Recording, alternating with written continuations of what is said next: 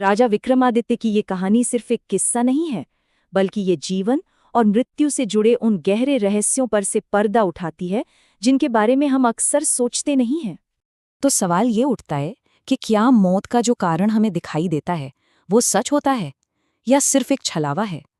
चलिए इस कहानी के जरिए इस गुत्थी को सुलझाने की कोशिश करते हैं। तो बात उस रात की है जब राजा विक्रमादित्य अपनी प्रजा का हाल जानने के लिए वेश बदलकर घूम रहे थे। तभी अचानक उनकी नजर एक नौजवान लकड़हारे पर पड़ी जो एक पेड़ पर चढ़ रहा था। राजा के देखते ही देखते कुछ बहुत अजीब हुआ। एक भालू उसी पेड़ पर चढ़ने लगा, जो कि भालुओं की आदत नहीं होती।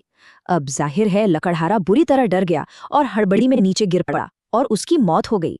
लेकिन असली हैरानी तो तब हुई जब वो भालू पेड़ से नीचे उतरा और एक बेहद खूबसूरत स्त्री में बदल गया। ये अविश्वसनीय नज़ारा देखकर राजा विक्रमादित्य के मन में हजारों सवाल उठने लगे। सच क्या है, ये जानने के लिए उन्होंने उस रहस्यमयी औरत का पीछा करने का फैसला किया। पर उन्हें क्या पता था कि ये पीछा उन्हें मौत के और भी कई भयानक रूपों से मिलवाने वाला है। ये सिलसिला यहीं नहीं रुका। उस प्राणी ने कई रूप बदले और हर रूप में मौत का कारण बना। पहले एक सुंदर महिला बनकर उसने 2 सैनिक भाइयों को आपस में ही लड़वा दिया।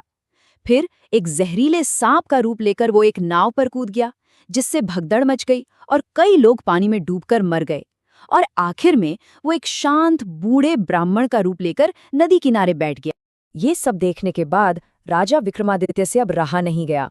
उन्होंने ठान लिया कि आज इस रहस्य से पर्दा उठकर ही रहेगा, और वो सीधे उस बूढ़े ब्राह्मण के पास पहुंच गए। राजा ने एक एक करके सारे इल्जाम गिनाए। लकड़हारे की मौत, सैनिकों की मौत, नाव पर डूबे यात्रियों की मौत, सबके लिए उसे जिम्मेदार ठहराया। उन्होंने अपनी तलवार निकाल ली और सच उगलने को कहा। लेकिन वो ब्राह्मण, वो तो बिल्कुल शांत था, जैसे उसे कोई फर्क ही न पड़ता हो। उसने सारे आरोपों को साफ साफ नकार दिया। और फिर उस ब्राह्मण ने कुछ ऐसा कहा जिसे सुनकर राजा के पैरों तले जमीन खिसक गई।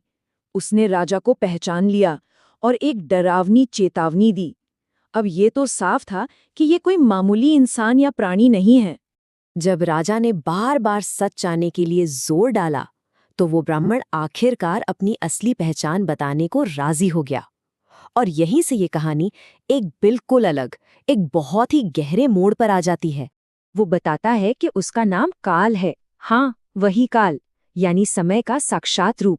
वो कोई कातिल नहीं, बल्कि भाग्य का एक दूत है, जिसका काम सिर्फ पूर्व निर्धारित मृत्यु को अंजाम देना है। उसकी ये लाइन, मैं कारण बनता हूँ लेकिन मैं मारता नहीं, ये पूरी कहानी का सार है। मतलब वो खुद किसी को नहीं मारता, वो तो सिर्फ ऐसे हालात पैदा करता है जिनमें किसी की पहले से तय मौत होनी होती है। चलिए इसे थोड़ा और समझते हैं।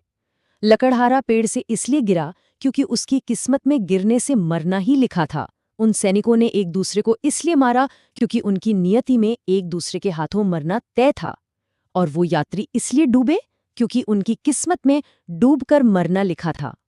काल ने तो सिर्फ एक मंच तैयार किया, एक बहाना बनाया जिस पर ये सब हुआ। तो ये पूरा काम होता कैसे है? देखिए, ये कोई मनमानी नहीं है, इसके पीछे एक पूरी की पूरी ब्रह्मांडीय व्यवस्था है।